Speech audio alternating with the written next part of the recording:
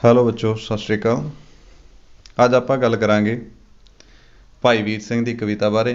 ਸਮਾਂ ਅਤੇ ਟੁਕੜੀ ਜਗ ਤੋਂ ਨਿਆਰੀ। ਭਾਈ ਵੀਰ ਸਿੰਘ ਦੀਆਂ ਦੋ ਕਵਿਤਾਵਾਂ ਨੇ ਆਪਣੀ ਨੌਵੀਂ ਜਮਾਤ ਦੀ ਕਿਤਾਬ ਅੰਦਰ। ਅਤੇ ਉਸ ਤੋਂ ਪਹਿਲਾਂ ਆਪਾਂ ਗੱਲ ਕਰ ਲਈਏ ਕਿ ਭਾਈ ਵੀਰ ਸਿੰਘ ਦਾ ਜਨਮ ਕਦੋਂ ਹੋਇਆ ਅਤੇ ਕੈਸੀ ਸ਼ਖਸੀਅਤ ਸਨ। ਤਾਂ ਭਾਈ ਵੀਰ ਸਿੰਘ ਦਾ ਜਨਮ ਹੋਇਆ ਸੀ 5 ਦਸੰਬਰ 1872 ਈਸਵੀ ਨੂੰ। ਕਦੋਂ ਹੋਇਆ ਸੀ? 5 ਦਸੰਬਰ 1872 ਈਸਵੀ ਨੂੰ। ਕਿੱਥੇ ਹੋਇਆ? ਅੰਮ੍ਰਿਤਸਰ ਵਿਖੇ। ਕਿੱਥੇ ਹੋਇਆ ਸੀ? ਅੰਮ੍ਰਿਤਸਰ ਵਿਖੇ। ਅਤੇ ਇਹਨਾਂ ਨੂੰ ਆਧੁਨਿਕ ਪੰਜਾਬੀ ਕਵਿਤਾ ਦਾ ਮੋਢੀ ਕਿਹਾ ਜਾਂਦਾ ਹੈ। ਕੀ ਕਿਹਾ ਜਾਂਦਾ ਹੈ? ਆਧੁਨਿਕ ਪੰਜਾਬੀ ਕਵਿਤਾ ਦਾ ਮੋਢੀ ਕਿਹਾ ਜਾਂਦਾ ਹੈ। ਭਾਈ ਸਾਹਿਬ ਦੀ ਕਵਿਤਾ ਵਿਚਾਰ ਦੀ ਕਵਿਤਾ ਹੈ। ਇਹ ਗੁਰਬਾਣੀ ਤੋਂ ਪ੍ਰਭਾਵਿਤ ਹੈ। ਉਹ ਆਪਣੀ ਕਵਿਤਾ ਵਿੱਚ ਫਰਸ਼ ਤੋਂ ਉੱਠ ਕੇ ਅਰਸ਼ 'ਤੇ ਪਹੁੰਚਣ ਵਾਲੇ ਵਿਚਾਰ ਪੇਸ਼ ਕਰਦੇ ਹਨ। ਕਿੱਥੋਂ? ਫਰਸ਼ ਤੋਂ ਜੇ ਪ੍ਰਸ਼ਨ ਤੁਹਾਡੇ ਕੋਲ ਆਏ ਕਿ ਫਰਸ਼ ਤੋਂ ਅਰਸ਼ ਤੱਕ ਦੇ ਜਿਹੜੇ ਵਿਚਾਰ ਹਨ ਉਹ ਕਿਹਨਾਂ ਦੁਆਰਾ ਪੇਸ਼ ਕੀਤੇ ਗਏ, ਤਾਂ ਤੁਸੀਂ ਆਨਸਰ ਦੇ ਸਕਦੇ ਹੋ ਕਿ ਭਾਈ ਵੀਰ ਸਿੰਘ ਜੀ ਜਿਹੜੇ ਨੇ ਆਪਣੀ ਕਵਿਤਾ ਦੇ ਅੰਦਰ ਫਰਸ਼ ਤੋਂ ਅਰਸ਼ ਤੱਕ ਪਹੁੰਚਣ ਦੇ ਵਿਚਾਰ ਜਿਹੜੇ ਨੇ ਉਹ ਪ੍ਰਗਟ ਕਰਦੇ ਹਨ।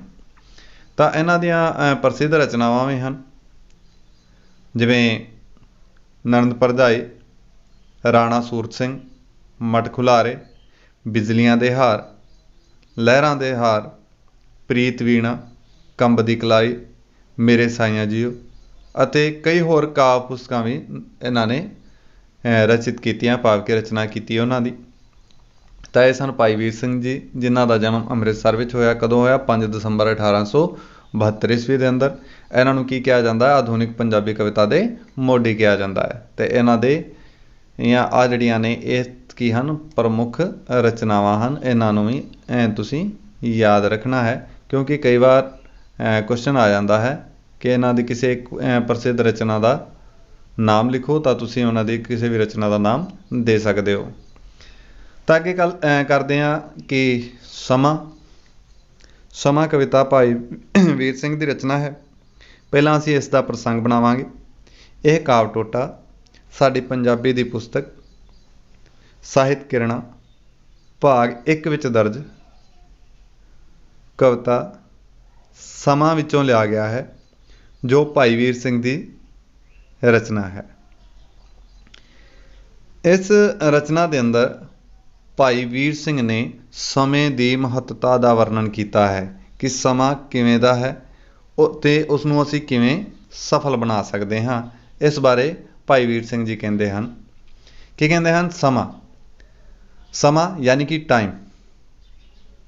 ਤੁਹਾਨੂੰ ਪਤਾ ਹੈ ਕਿ ਘੜੀ ਦੀਆਂ ਸੂਈਆਂ ਜਿਹੜੀਆਂ ਨੇ ਉਹ ਕਦੀ ਵੀ ਨਹੀਂ ਰੁਕਦੀਆਂ, ਉਹ ਨਿਰੰਤਰ ਅੱਗੇ ਦੀ ਅੱਗੇ ਵੱਧਦੀਆਂ ਰਹਿੰਦੀਆਂ ਹਨ। ਇਸੇ ਪ੍ਰਕਾਰ ਕੀ ਕਹਿੰਦੇ ਨੇ ਕਿ ਰਹੀ ਵਾਸਤੇ ਘੱਤ ਸਮੇਂ ਨੇ ਇੱਕ ਨਾ ਮੰਨੀ, ਫੜ ਰਹੀ ਤਰੀਕ ਸਮੇਂ ਖਿਸਕਾਈ ਕੰਨੀ। ਇੱਥੇ ਇਸਤਰੀ ਰੂਪ ਦੇ ਅੰਦਰ ਕਵੀ ਕੀ ਕਹਿੰਦਾ ਹੈ ਕਿ ਰਹੀ ਵਾਸਤੇ ਘੱਤ, ਕਿ ਮੈਂ ਸਮੇਂ ਦੇ ਅੱਗੇ ਬਹੁਤ ਵਾਸਤੇ ਪਾਏ, ਭਾਵ ਕਿ ਤਰਲੇ ਕੀਤੇ, ਸਮੇਂ ਨੇ ਇੱਕ ਨਾ ਮੰਨੀ, ਪਰ ਉਸਨੇ ਮੇਰੀ ਇੱਕ ਵੀ ਨਹੀਂ ਮੰਨੀ ਅਤੇ ਅੱਗੇ ਹੀ ਅੱਗੇ ਵੱਧਦਾ ਚਲਾ ਗਿਆ।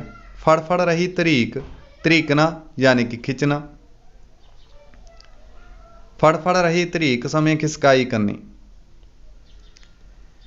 ਕਿ ਜਿਵੇਂ ਮੈਂ ਉਸਨੂੰ ਫੜ ਕੇ ਤਰੀਕਣਾ ਚਾਹਿਆ, ਖਿੱਚਣਾ ਚਾਹਿਆ,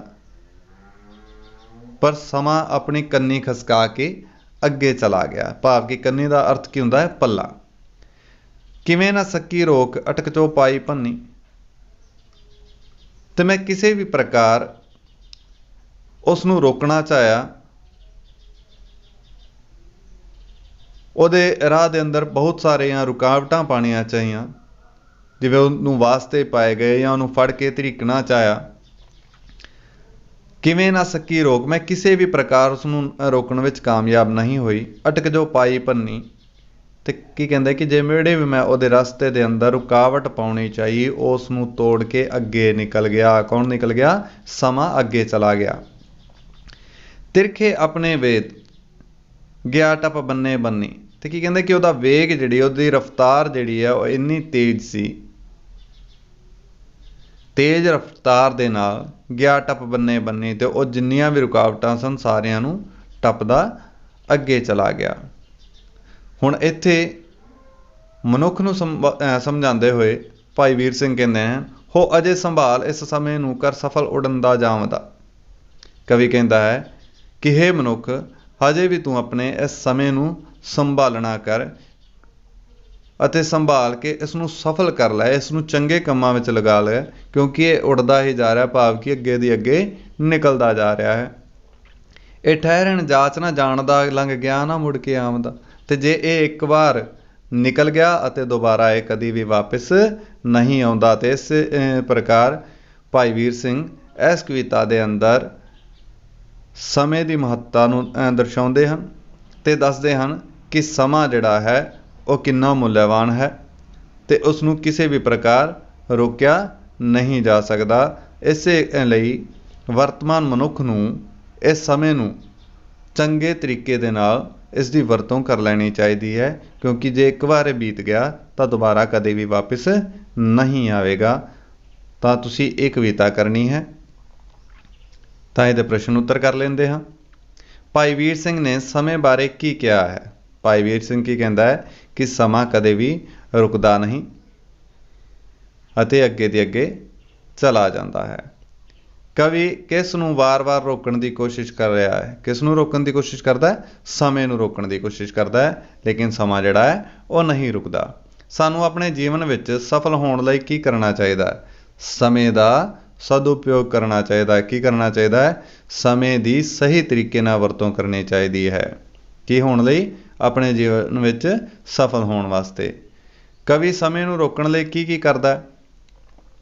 ਕਵੀ ਸਮੇਂ ਨੂੰ ਰੋਕਣ ਵਾਸਤੇ ਪਹਿਲਾਂ ਉਹਨੂੰ ਫੜਨ ਦਾ ਯਤਨ ਕਰਦਾ ਹੈ, ਫੜ ਕੇ ਧਰੀਕਣਾ ਚਾਹੁੰਦਾ ਹੈ, ਪਹਿਲਾਂ ਉਸ ਦੇ ਤਰਲੇ ਕਰਦਾ ਹੈ, ਲੇਕਿਨ ਸਮਾਂ ਜਿਹੜਾ ਹੈ ਉਹਦੀਆਂ ਸਾਰੀਆਂ ਰੁਕਾਵਟਾਂ ਨੂੰ ਤੋੜਦਾ ਹੋਇਆ ਅੱਗੇ ਨਿਕਲ ਜਾਂਦਾ ਹੈ। ਤਾਂ ਕਵਿਤਾ ਦਾ ਸੰਖੇਪ ਸਾਰ ਆਪਣੇ ਸ਼ਬਦਾਂ ਵਿੱਚ ਲਿਖੋ। ਅਤੇ ਕਵਿਤਾ ਦਾ ਸੰਖੇਪ ਸਾਰ ਤੁਸੀਂ ਦੇ ਸਕਦੇ ਹੋ ਕਿ ਸਮਾਂ ਜਿਹੜਾ ਹੈ ਉਹ ਕਦੇ ਵੀ ਰੁਕਦਾ ਨਹੀਂ। ਜਿਵੇਂ ਅਸੀਂ ਇਹਦੀ ਪ੍ਰਸੰਗ ਸਹਿਤ ਵਿਆਖਿਆ ਕੀਤੀ ਹੈ, ਉਸੇ ਤਰੀਕੇ ਦੇ ਨਾਲ ਇਸ ਨੂੰ ਤੁਸੀਂ ਲਿਖੋਗੇ। ਹੱਥ ਵਿੱਚੋਂ ਕੌਣ ਨਿਕਲ ਰਿਹਾ ਹੈ? ਕੌਣ ਨਿਕਲ ਰਿਹਾ ਹੈ? ਸਮਾਂ।